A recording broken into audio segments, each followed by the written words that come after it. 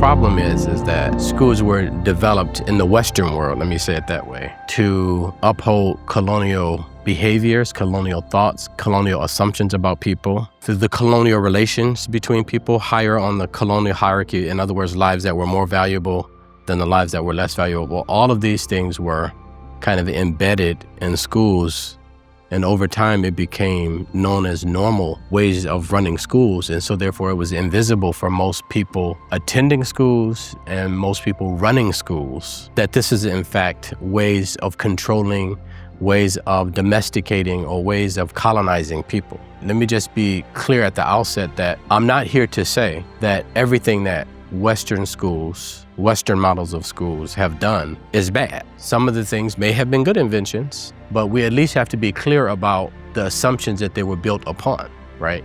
They weren't the first people to have schools. There were other forms of schooling. Like I visited two of the oldest universities on the planet, which were Azhar University in Cairo and Qarawiyyin University in Morocco multiple times, Qarawiyyin being started by a Muslim woman. So there are other models of learning, of schooling, of managing schools. That's a term that I'm going to push us away from today. There are other models of schooling. What unfortunately has happened across the entire Muslim world and across the entire Western world is that these models of schools are not sought after as models that are appropriate anymore. So we just have taken Western models of schools that have all of those colonial assumptions I talked about. So there are books written about this stuff and articles, but assumptions about who can learn best, what good behavior and what bad behavior is, what is knowledge, how knowledge is transferred or conferred from one person to another, how you can know that knowledge has happened. So for example, the Ijazah system is out and written test systems are in. So all of these have implications for how schooling would happen in the modern era. So there's much to critique because it's so entangled that it's now invisible for the average person.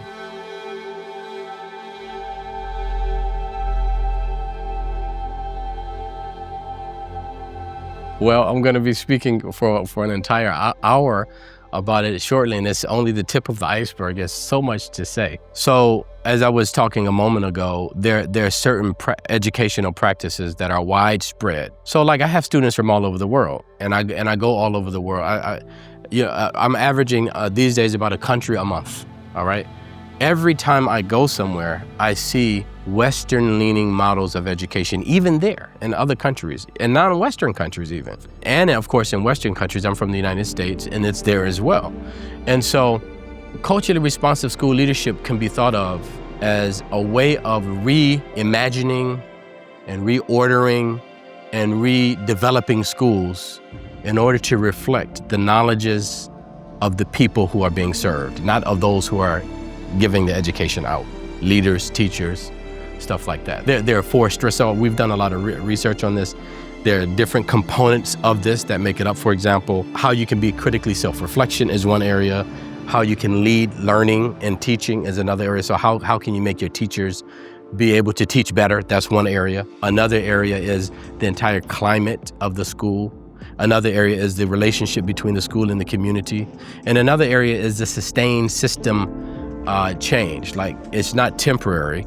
It doesn't come for 3 years and this person retires or goes to another school and it goes back to the old way. No, how can you shift the entire system? So there are many components of culturally responsive school leadership, but the overall purpose is to make it a more humanizing educational experience, one that reflects the knowledges, the assets, the epistemologies. I know it's a complicated word, we'll talk about it later, to reflect what the students know and their families and their communities know, how that can be included in the education.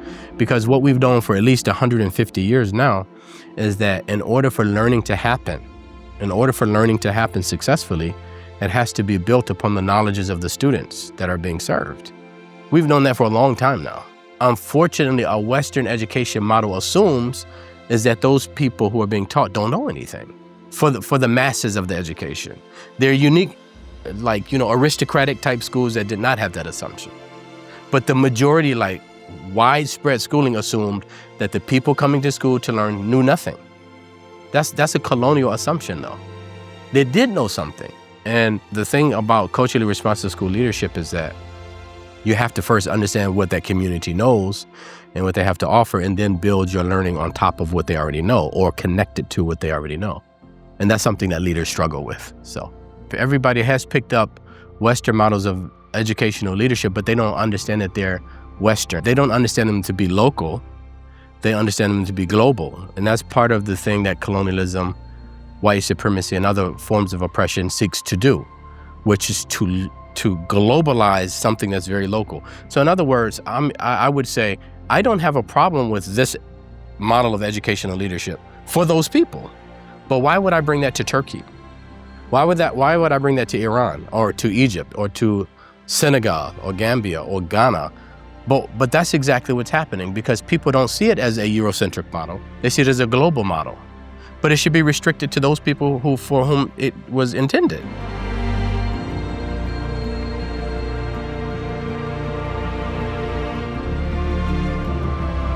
That's kind of the problem. And so therefore, I have been to schools. I work with schools across the USA, Australia, Canada, and in the global majority countries as well. One of the things that becomes clear is that some of them have paid millions of dollars for reform. And they come back year after year after year, 3-4 years of spending millions of US dollars on something that's not working for the immigrants or for minoritized students or for students who are poor, low SES or something like that. And the reason it's not working is because they still have this kind of colonial dominant, Western leaning approach to schooling, to knowledge, and of course to school leadership as well.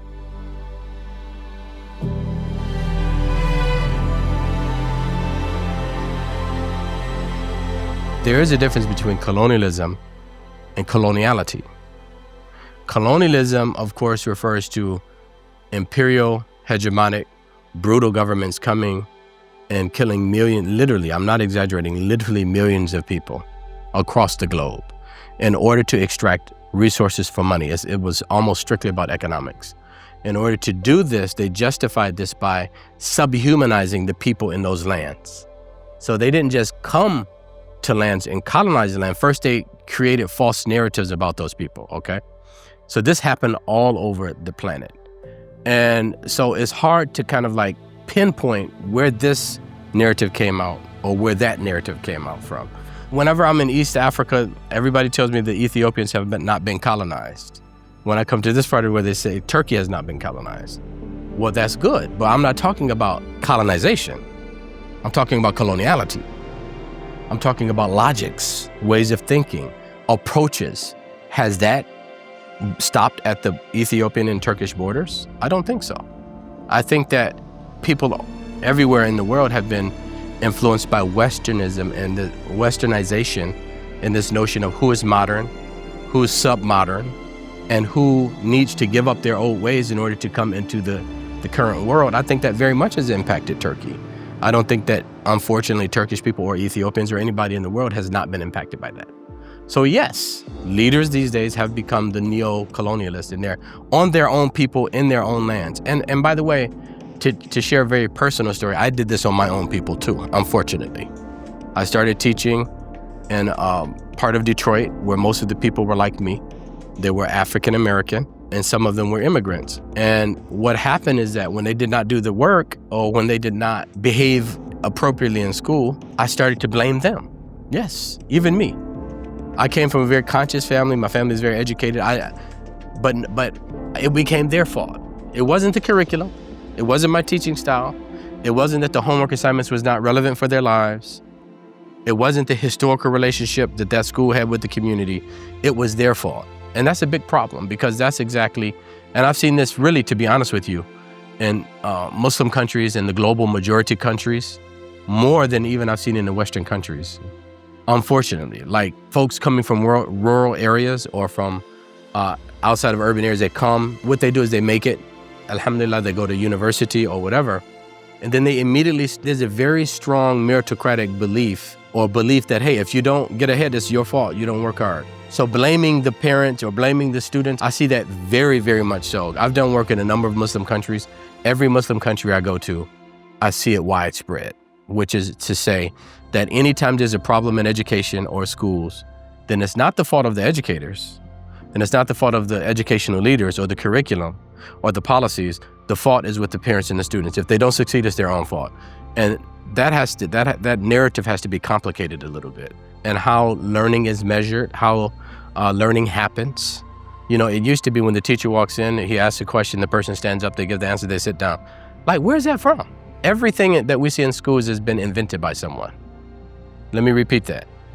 Everything that we see in schools has been invented by someone. It's not in the Quran, it's not in the Bible, it's not in the Torah, it's been invented by men. That means we can change it. And that means it may be right or it may be wrong. Everything can be kind of critiqued in education. And we might critique it and say, okay, we critiqued it, but it's good. Let's keep it. But we have not done that. We just assumed certain things from reforms that happened in the 19th century, in the 20th century about education, that this is how learning happens. Look at this Western country, the UK or the America, they got ahead by doing this, let's do that. But they did not get ahead only by doing that. They also got ahead by colonizing India, from India all the way to Belize. Like, that spans 20,000 miles, 15,000 miles. They got ahead by doing that too. It's not only education that will get, but there are assumptions made about that this is the only right way of doing that, right? And so, yes, we have to question ourselves. That's why in the book I wrote on culturally responsive school leadership, there was an entire chapter on critical self-reflection. An entire chapter on critical self-reflection. In other words, every person in a school has to ask themselves, how am I, me, not my team, not my colleague, but me, how am I responsible for reproducing a context that's oppressive toward minoritized students or immigrant students or lower income students and such.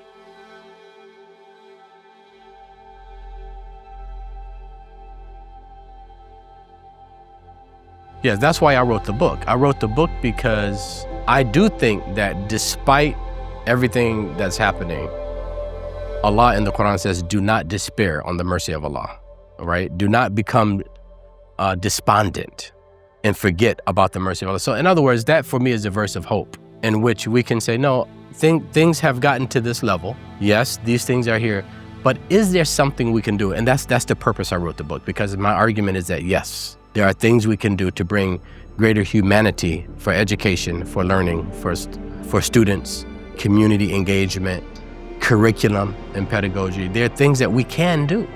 And that's exactly what our entire research is about. So I know we focus on the colonial aspects of schooling and education today, but what I'm most hopeful about and what I try to focus most of my time on in my research and my writing is what can leaders do to bring about a more responsive education. That's why I call my work culturally responsive school leadership. It's responding to the realities on the ground.